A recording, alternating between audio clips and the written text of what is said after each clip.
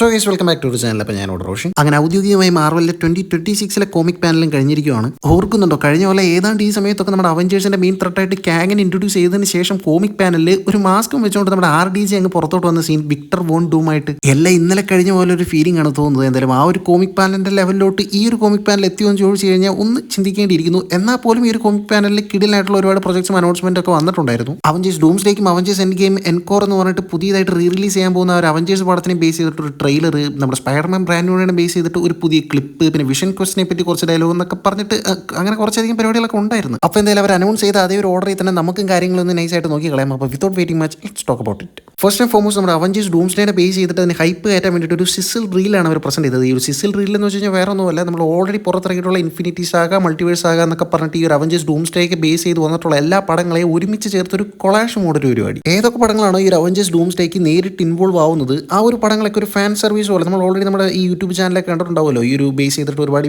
ഒരു മാഷപ്പ് മോഡലുള്ള പരിപാടി, അതിൻ്റെ ഒരു മാർവൽ വേർഷൻ മെയിൻ പടങ്ങളെയൊക്കെ കൊളാഷ് ചെയ്തിട്ട് ഉണ്ടാക്കിയ ഒരു പരിപാടി. ഇതിലെ മെയിൻ സംഭവം എന്താണെന്ന് വെച്ച് കഴിഞ്ഞാൽ ഇൻഫിനിറ്റി സാഗയിലെ മെയിൻ പടങ്ങളുടെ ആ ഒരു പോർഷൻ പോകുന്നതിനിടയ്ക്ക് പെട്ടെന്ന് നമ്മുടെ ടോബി മെഗിറിന്റെ സ്പൈഡർമാനെയും ഹ്യൂഗ് ജാക്മാന്റെ വൂൾവറിനെയും ഒരു മിന്നായം പോലെ കാണിച്ചു വിട്ട്. ഐ റിപ്പീറ്റ്, ഇതൊരു ഫാൻ മെയ്ഡ് പരിപാടിയൊന്നുമല്ല. മാർവൽ തന്നെ അവരുടെ ഡൂംസ്ഡേ പടത്തിന് വേണ്ടിയിട്ട് ഹൈപ്പ് കയറ്റാൻ വേണ്ടിയിട്ട് അവരായിട്ട് ക്രിയേറ്റ് ചെയ്തൊരു സാധനമാണ്. അതിൽ ഈ ഒരു ടോബി മെഗിറിനെയും ഹ്യൂഗ് ജാക്മാനെയും കാണിക്കണമെങ്കിൽ ദ ഹൈപ്പ് ഈസ് റിയൽ. രണ്ട് ലെജൻഡറി ക്യാരക്ടേഴ്സിന്റെ അൾട്രാ ലെജൻഡറി ക്യാരക്ടേഴ്സിനെ അവർ വീണ്ടും ആ ഒരു സ്ക്രീനിൽ റീപ്രൈസ് ചെയ്യാൻ പോകാണെന്നുള്ള രീതിക്കുള്ള റൂമേഴ്സ് ഇതിനോടൊക്കെ ശക്തമായിട്ടുണ്ടായിരുന്നു. അതിന് ശരിവെക്കുന്ന രീതിയിലാണ് ഈ ഒരു ഡൂംസ്ഡേ പടം തുടങ്ങാൻ പോകുന്നത് തന്നെ ഇവരുടെ രണ്ടുപേരുടെ ഒരു ഫേസ് ഓഫിലാണെന്നാണ് ഇപ്പോൾ കുറച്ചുകൂടെ സ്ട്രോങ് ആയിട്ട് കേൾക്കുന്നത്. ആൻഡ് ജസ്റ്റ് ഈ ഒരു ഷോ റീലിൽ ഇവരെ കാണിച്ചു എന്നുള്ളത് മാത്രമേ ഉള്ളൂ. വേറെ എവിടെയും ഒരു കൺഫർമേഷന് വേണ്ടിയിട്ട് ആരും ഇവരെക്കുറിച്ച് ഒന്നും പറഞ്ഞിട്ടില്ല. ഇപ്പോഴും ഇതങ്ങനെ പൊത്തി തന്നെ വെച്ചേക്കാണ്. സോ ഒരു ഒഫീഷ്യൽ കൺഫർമേഷൻ എന്ന രീതിയിലല്ല ഞാൻ പറയുന്നത്, ഇതിനുള്ള ചാൻസസ് കുറച്ചുകൂടെ കൂടിയിട്ടുണ്ടെന്ന് വേണമെങ്കിൽ പറയാം. അവിടെ നിന്ന് അങ്ങനെ കൂട്ടത്തിൽ വെടിച്ചില്ല അനൗൺസ്മെന്റ്, സ്ക്രീൻ മൊത്തം ബ്ലാക്ക് ഔട്ട് ആയിട്ട് അവിടെ ഒരു ടൈറ്റിൽ ചെറുതായിട്ട് അങ്ങ് തെളിഞ്ഞു, ഗോസ്റ്റ് റൈഡർ. യെസ് ഗൈസ്, ആദ്യം കണ്ടപ്പോൾ എനിക്കും വിശ്വസിക്കാൻ പറ്റില്ല. ഫൈനലി നമുക്ക് അങ്ങനെ MCUനെ ബേസ് ചെയ്തിട്ട് ഒരു ഗോസ്റ്റ് റൈഡർ പടം കിട്ടാൻ പോണ്. ആൻഡ് ദ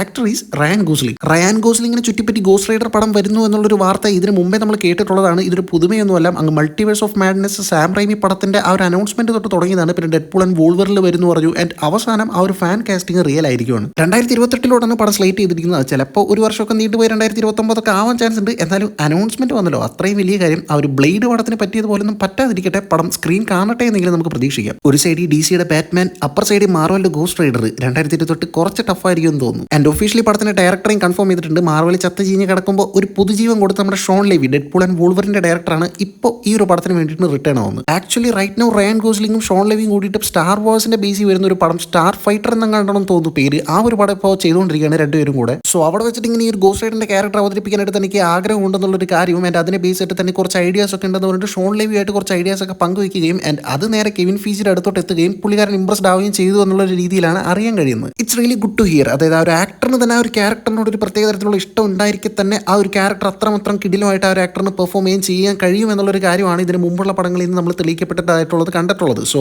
ആ ഒരു രീതിക്ക് ഇത് കിടിലുമായിട്ട് വർക്കൗട്ട് ആവാൻ തന്നെയാണ് ഞാൻ വിചാരിക്കുന്നത്. ഗോസ്ലിങ്ങിന്റെ മൈൻഡിലുള്ള ആ ഒരു ഗോസ്റ്റ് റൈഡർ ഏതൊരു രീതിക്കുള്ളതാണെന്നോ ഏതൊരു കോമിക് പാനലാണ് ഈ ഒരു പടത്തിന് വേണ്ടി അഡാപ്റ്റ് ചെയ്യാൻ പോകുന്നത് എന്നുള്ള ഒരു കാര്യത്തിലൊന്നും കൃത്യമായിട്ടുള്ള ഒരു ഇൻഫോർമേഷൻ പരിപാടികളൊന്നും കിട്ടി തുടങ്ങിയിട്ടില്ല. അത് കിട്ടുന്ന പക്ഷം നമുക്ക് നോക്കാം. ബട്ട് ഇങ്ങനെ ഒരു പരിപാടി ഹാപ്പനിങ് ആണ്. Johnny Blaze, Robbie Reyes, Danny Ketch എന്ന് പറഞ്ഞിട്ടുള്ള ആ ഒരു 3 വേർഷൻസ് ഓഫ് ഗോസ്റ്റ് റൈഡറിൽ ഏതൊരു വേർഷൻ ഓഫ് ഗോസ്റ്റ് റൈഡറിനെയാണ് പുള്ളി പെർഫോം ചെയ്യാനായിട്ട് പോകുന്നത് എന്നുള്ളൊരു കാര്യത്തിൽ കൃത്യമായിട്ടുള്ള ഒരു ഐഡിയ ഇല്ല. അതിനെക്കുറിച്ച് ഫാൻസ് തന്നെ ഇപ്പം അങ്ങോട്ടും ഇങ്ങോട്ടും കുറേ കാര്യങ്ങൾ പറയുന്നുണ്ട്. ഡീറ്റെയിൽ ആയിട്ട് നമുക്ക് കുറച്ചുകൂടെ കഴിയുമ്പോൾ നോക്കാം. Director wise Shawn Levy is good choice. But എന്നാൽ പോലും പുള്ളിയുടെ സ്റ്റോറി സ്ട്രക്ചർ കൂടെ കുറച്ചുകൂടി ഒന്ന് സെറ്റ് ആക്കാനുണ്ട്. ഡെഡ്പൂൾ ആൻഡ് വോൾവറിന് എടുത്തു കഴിഞ്ഞാൽ അതിൽ ആക്ഷൻ സെറ്റ് പീസസും പരിപാടികളൊക്കെ കിടുവാണ്. ബട്ട് ആ സ്റ്റോറി കൂടെ കുറച്ചുകൂടി ഒന്ന് സെറ്റ് ആയി കഴിഞ്ഞാൽ കിടയിൽ ഒരു പടം തന്നെ കിട്ടും. അവിടെ നിന്ന് മാർവലിന്റെ 2020 അവഞ്ചേഴ്സ് ഡൂംസ്ഡേയുടെ പാനലോട്ട് സ്റ്റാർട്ട് ചെയ്യുമായിരുന്നു. എല്ലാവരും സ്റ്റേജിലോട്ട് കയറിയിട്ടുണ്ടായിരുന്നു.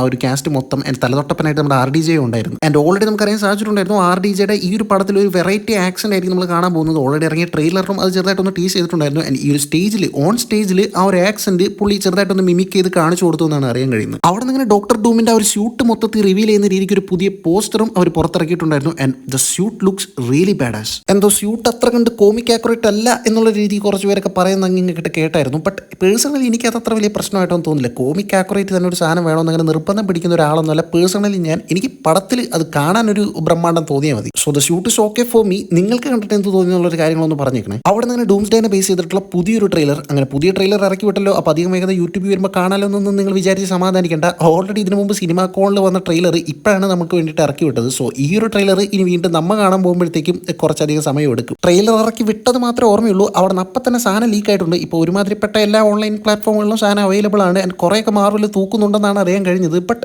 ഓൾറെഡി നിങ്ങൾ ചിലപ്പോൾ കണ്ടു കാണണം, ഇന്നലെ ഇറങ്ങിയ സാധനമല്ലേ. ഇനി കാണാത്തവർക്ക് വേണ്ടി ട്രെയിലറിൽ എന്താണ് കാണിച്ചതെന്നുള്ള കാര്യങ്ങളൊന്ന് ബ്രീഫായിട്ട് പറയാം. ഇനി നിങ്ങൾക്ക് കുറച്ച് ഡീറ്റെയിൽ ആയിട്ട് പടത്തിന്റെ ആ ഒരു ലീക്ക്ഡ് ട്രെയിലറിന്റെ ഒരു എക്സ്പ്ലനേഷൻ വീഡിയോ വേണമെങ്കിൽ ഒന്ന് കമന്റ് ചെയ്താൽ നമുക്കൊന്ന് നോക്കാം, പരിപാടി പറ്റുമോ നോക്കാം. ഷൂ സ്റ്റോമിനെ കാണിച്ചുകൊണ്ടാണ് ട്രെയിലർ തുടങ്ങുന്നത്. ഡൂം ഇങ്ങനെയൊന്നും ആയിരുന്നില്ലെന്നും അവൻ പണ്ട് ഭയങ്കര സ്നേഹവും സഹാനുഭൂതിയൊക്കെ ഉള്ള ഒരാളായിരുന്നെന്നും എന്നാൽ അവന് സംഭവിച്ച വലിയൊരു ട്രൊമാറ്റിക് സംഭവം അവനെ മൊത്തത്തിൽ മാറ്റിക്കളഞ്ഞെന്നും ഇപ്പം അവൻ ആരാന്ന് പോലും മനസ്സിലാവാത്ത രീതിയിൽ ചേഞ്ച് ആയിട്ടുണ്ടെന്നുള്ള രീതിക്ക് ഒരു ഇൻട്രൊഡക്ഷൻ ആണ് കൊടുക്കുന്നത്. റീഡ് റിച്ചാർഡ്സിനെ കാണിക്കുന്നു. ഡൂമിനെ നോക്കിക്കൊണ്ട് റീഡ് റിച്ചാർഡ്സ് ഇങ്ങനെ പേടിച്ചുകൊണ്ട് ചോദിക്കുവാണ്, അപ്പോൾ നീയാണോ ഇതെല്ലാം ചെയ്തത്? ഈ ഒരു ഡയലോഗിൽ തന്നെ വ്യക്തമാണ് ഡൂം കൃത്യമായിട്ട് മാനിപ്പുലേറ്റ് ചെയ്ത് ഇവരെല്ലാവരെയും കൊണ്ട് ഡൂമിന് ആവശ്യമായിട്ടുള്ള രീതിയിൽ എന്തൊക്കെയോ ചെയ്തു കൂട്ടി വെച്ചിട്ടുണ്ട്. അവസാനം പുള്ളിയാണ് മെയിൻ വില്ലൻ എന്ന് റിവീൽ ആവുന്ന സമയത്ത് പേടിച്ചുകൊണ്ടുള്ള ആ ഒരു പരിപാടി ആയിരിക്കണം ഇവിടെ റീഡ് റിച്ചാർഡ്സിന്റെ ആ ഒരു ചോദ്യത്തിൽ നിന്ന് മനസ്സിലാക്കാനായിട്ട് സാധിക്കുന്നത്. ട്രെയിലർ അവിടെ തീരുന്നില്ല. ഡൂമിന്റെ ഒരു മറുപടി കൂടിയുണ്ട്. നിങ്ങളെല്ലാവരും ഇപ്പോൾ ജീവിക്കുന്നത് മറ്റൊരാളുടെ ജീവിതം കടമെടുത്തിട്ടാണ്, അതിന് നിങ്ങളെല്ലാവരും അനുഭവിക്കും, അല്ലെങ്കിൽ ഞാൻ അനുഭവിപ്പിക്കും എന്നുള്ളൊരു രീതിയിൽ ഒരു റേജ് ഡയലോഗിലാണ് ആ ഒരു ട്രെയിലർ എൻഡ് ആവുന്നത്. സോ ഏറെക്കുറെ നമ്മൾ കാൽക്കുലേറ്റ് ചെയ്ത രീതിയിലാണ് ഈ ഒരു ട്രെയിലറിലെ ആ ഒരു സംഭാഷണ രംഗങ്ങളും കൂടെ കാണുമ്പോൾ ആ ഒരു പടത്തിന്റെ ഇരിപ്പോശം എന്നുള്ളൊരു കാര്യം ഏറെക്കുറെ വ്യക്തമാണ്. മറ്റൊരാളുടെ ജീവിതം കടമെടുത്ത് അല്ലെങ്കിൽ മറ്റൊരാളുടെ ജീവിതമാണ് നിങ്ങളിപ്പോൾ എല്ലാവരും ജീവിക്കുന്നതെന്ന് പറയുന്നതിലൂടെ നമ്മുടെ അവഞ്ചേഴ്സ് ടീമിലെ തന്നെ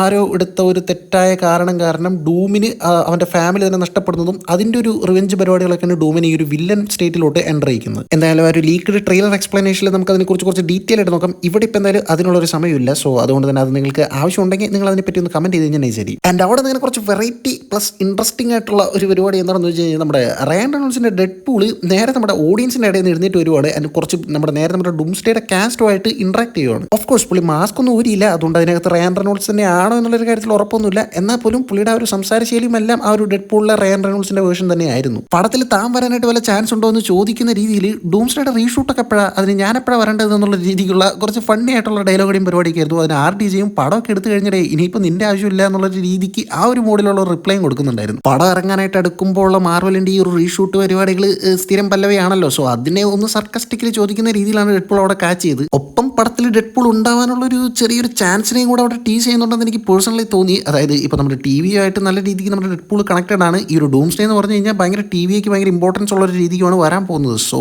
രണ്ടും കൂടെ കൂട്ടി വായിക്കുമ്പോൾ മേ ബി ചെറിയൊരു ക്യാമിയോ മോഡിലെങ്കിലും ഡെഡ്പൂൾ വന്നാൽ തെറ്റ് പറയാൻ പറ്റില്ല. അവിടെയും വിട്ടില്ല. പോൾ റെഡ് ആൻഡ്മാൻ്റെ അടുത്താണ് ഡെഡ്പൂളിന്റെ അടുത്ത ചോദ്യം, അല്ല മറ്റേ തോർ കരയുന്നുണ്ടായിരുന്നല്ലോ, തോർ എന്തിനാ എന്നെ നോക്കി കരയുന്നുണ്ടായിരുന്നു എന്നുള്ള രീതിക്ക് ആ ഒരു ചോദ്യമായിരുന്നു ചോദിച്ചുകൊണ്ടിരിക്കുന്നത്. നമ്മൾ ഫാൻസും മെയിനായിട്ട് ചോദിച്ചുകൊണ്ടിരിക്കുന്ന ഒരു ചോദ്യം തന്നെയാണ് അത്. ആ ഒരു ഡെഡ്പൂൾ ആൻഡ് വോൾവറിലെ ആ ഒരു സ്പെസിഫിക് സീക്വൻസ്, അതിന് ചെറിയൊരു തമാശ കലർന്ന രൂപയുടെ നമ്മുടെ പോൾ റെഡിന്റെ റിപ്ലൈ ഇങ്ങനെയായിരുന്നു. ചിലപ്പോൾ ആ ഒരു റെക്സൺ ഫുട്ബോൾ ടീം തോറ്റതുകൊണ്ടായിരിക്കും തോർ കരഞ്ഞു എന്നുള്ളൊരു കാര്യമാണ്. ഈ ഒരു സാക്ഷാൽ റയാൻ റെയ്നോൾഡ്സ് ഓൺ ചെയ്യുന്ന ടീമാണ് ഈ ഒരു റെക്സൺ എന്ന് പറഞ്ഞിട്ടുള്ള ഫുട്ബോൾ ടീം. സോ അതിനെ ബേസ് ചെയ്തിട്ടുള്ള ഒരു മറുപടി ആയിരുന്നു. അവിടെ നിന്ന് അടുത്ത മേജർ അപ്ഡേറ്റ് ബ്ലാക്ക് പാന്തർ 3. ആരും പേടിക്കണ്ട, ഷുറിയെ മാറ്റിയിട്ടുണ്ട്. നമ്മുടെ Black Panther OG Black Panther ആയിട്ടുള്ള ടിച്ചാലയുടെ മകനായിട്ട് പുതിയൊരു ക്യാരക്ടറിനെ ഇൻട്രൊഡ്യൂസ് ചെയ്ത് ടീസ് ചെയ്തിട്ടാണ് വരുന്നത്. ആ ഒരു ടീച്ചാലയുടെ ബ്ലാക്ക് പാന്തറിന്റെ സൺ ആയിട്ടുള്ള ആ ഒരു ലെഗസി ക്യാരി ഔട്ട് ചെയ്യുന്ന രീതിയിലായിരിക്കും ബ്ലാക്ക് പാന്തർ 3 നമ്മൾ കാണാനായിട്ട് പോകുന്നത്. No hate to that actress played Shuri. എനിക്ക് എന്തോ വക്കാണ്ട ഫോർ ഒട്ടും വർക്കൗട്ട് ആവാത്തതിന്റെ മെയിൻ റീസൺ ആ ഒരു ആക്ട്രസും ആ ഒരു ആക്ട്രസ് റീപ്ലേസ് ചെയ്തിട്ടുള്ള ആ ഒരു ബ്ലാക്ക് പാന്തർ ക്യാരക്ടറാണ്. സോ ആ ഒരു ക്യാരക്ടർ വീണ്ടും നമ്മുടെ ടീച്ചാലയുടെ മകൻ എന്നുള്ള രീതിക്ക് ആ ഒരു ലെഗസി കണ്ടിന്യൂവേഷൻ രീതിക്ക് കൊണ്ടുപോയത് എന്തായാലും നല്ലൊരു ടേക്ക് ആയിട്ടാണ് പേഴ്സണലി എനിക്ക് തോന്നുന്നത്. ഈ ഒരു പടത്തിന്റെ അനൗൺസ്മെന്റും ഓൾറെഡി ഫാൻസിന്റെ ഇടയിൽ റൂമറായിട്ട് കറങ്ങി തിരിഞ്ഞിട്ടുണ്ടായിരുന്നു. ബട്ട് ഡാംസൺ എഡ്രസ് ആയിരുന്നു ഈ ഒരു ക്യാരക്ടറായിട്ട് വരാൻ പോകുന്നത് എന്നുള്ള രീതിക്കായിരുന്നു എല്ലാവരും വിചാരിച്ചു വെച്ചിരുന്നത്. ബട്ട് പുള്ളിയല്ല,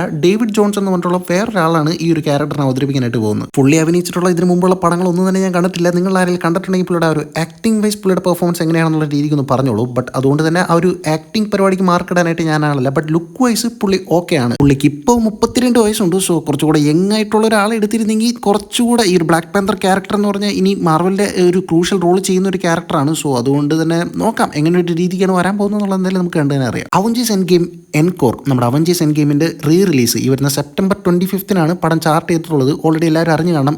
ആ ഒരു പടത്തിനെ ബേസ് ചെയ്തിട്ട് അതിന്റെ ഒരു ട്രെയിലറും കാണിച്ചിട്ടുണ്ടായിരുന്നു. ഡൂംസ്ഡേ കാണാൻ വേണ്ടിയിട്ട് ഇനി അവഞ്ചേഴ്സ് എൻഡ് ഗെയിമിന്റെ റിലീസ് ഒന്നും കാണേണ്ട ആവശ്യമില്ലെന്നും ആ ഒരു പടമൊക്കെ ഇപ്പം മനപ്പാടമായിരുന്നു, സീൻ ബൈ സീൻ ഇപ്പോൾ കാണാപ്പാടം അറിയാമെന്നുള്ള രീതിക്കൊന്നും പറഞ്ഞു വെക്കേണ്ട. പടത്തിന് ഒരു 7 മിനിറ്റിന്റെ അധിക ഫുട്ടേജ് ഉണ്ടാവുമെന്നും പുതിയൊരു പോസ്റ്റ് ക്രെഡിറ്റ് സീനും ആഡ് ചെയ്തിട്ടുണ്ടെന്നൊക്കെയാണ് പറയാനായിട്ട് സാധിക്കുന്നത്. ആൻഡ് ആ ഒരു പോസ്റ്റ് ക്രെഡിറ്റ് സീൻ വഴി ഈ ഒരു അവഞ്ചേഴ്സ് ഡൂംസ്ഡേയിലോട്ട് എങ്ങനെയാണ് ഈ ഒരു എൻഡ് ഗെയിം നേരിട്ട് കണക്റ്റഡ് ആവുന്നത് എന്നുള്ള രീതിക്ക് കൃത്യമായിട്ടുള്ള ഒരു ഐഡിയ തരുന്ന രീതിയിലാണ് അവർ പ്രസന്റ് ചെയ്യാൻ പോകുന്നത് എന്നുള്ള രീതിക്കാണ് അറിയാൻ കഴിയുന്നത്. So Avengers end game is A must watch. ഇത്രയും പ്രൊജക്ട്സും അപ്ഡേറ്റ്സും ഒക്കെയാണ് മാർവലിന്റെ ഭാഗമായിട്ട് മെയിനായിട്ട് ആ ഒരു കോമിക് കോമിക് പാനലിൽ കാണിച്ചിട്ടുള്ളത് എന്തോ ഒന്ന് മിസ്സാവുന്നുണ്ടല്ലേ. അതെ, ഭാവിയിലെ പ്രൊജക്ട്സിനെ പറ്റി പറഞ്ഞപ്പോൾ വരാനിരിക്കുന്ന മെയിൻ ഐറ്റത്തെ പറ്റി അവർ വിട്ടുപോയി. സ്പൈഡർമാൻ ബ്രാൻഡ്ന്യൂടെ കുഴപ്പമില്ല, ഓർമ്മിപ്പിക്കാൻ വേണ്ടിയിട്ട് നമ്മുടെ പണിഷറായിട്ടുള്ള ജോൺ ബെർണാത്തുള്ള തന്നെ സ്റ്റേജിലോട്ട് കയറി വന്നിട്ട് അല്ല ബ്രാൻഡ്ന്യൂഡിനെ പറ്റിയിട്ട് രണ്ടു വാക്ക് എന്തെങ്കിലും പറഞ്ഞെങ്കിൽ നന്നായിരുന്നു എന്നുള്ള രീതിക്ക് പറഞ്ഞു വന്നപ്പോൾ സ്പൈഡർമാൻ ബ്രാൻഡ്ന്യൂഡിനെ ബേസ് ചെയ്തിട്ട് ട്രെയിലർ എന്ന് പറയാൻ പറ്റത്തില്ല, ഒരു ചെറിയൊരു ക്ലിപ്പ് അവർ പങ്കുവച്ചിട്ടുണ്ടായിരുന്നു. പണിഷറും സ്പൈഡർമാനും കൂടെ ഹൾക്കിന് എതിർത്ത് നിൽക്കുന്ന രീതിയിലുള്ള ആ ഒരു സീക്വൻസ് ഉണ്ടല്ലോ, ഹൾക്ക് വേഴ്സസ് സ്പൈഡർമാൻ്റെ ആ ഒരു മെയിൻ ഫൈറ്റ് സീക്വൻസ്, അതിൻ്റെ ചില വിഷ്വൽസ് ഇപ്പോൾ ഓൾറെഡി സോണി അത് പരവി വിട്ടുകൊണ്ടിരിക്കുകയാണ്.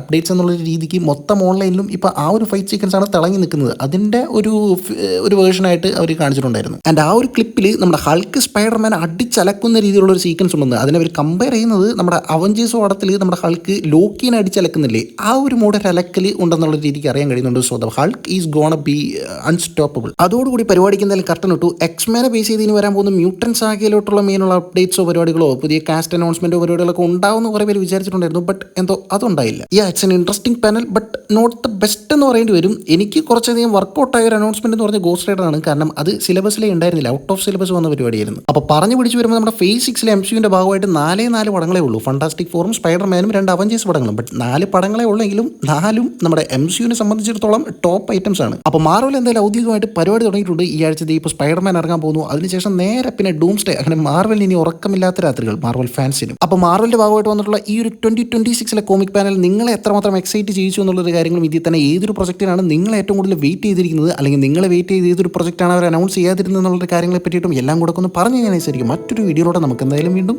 കാണാം.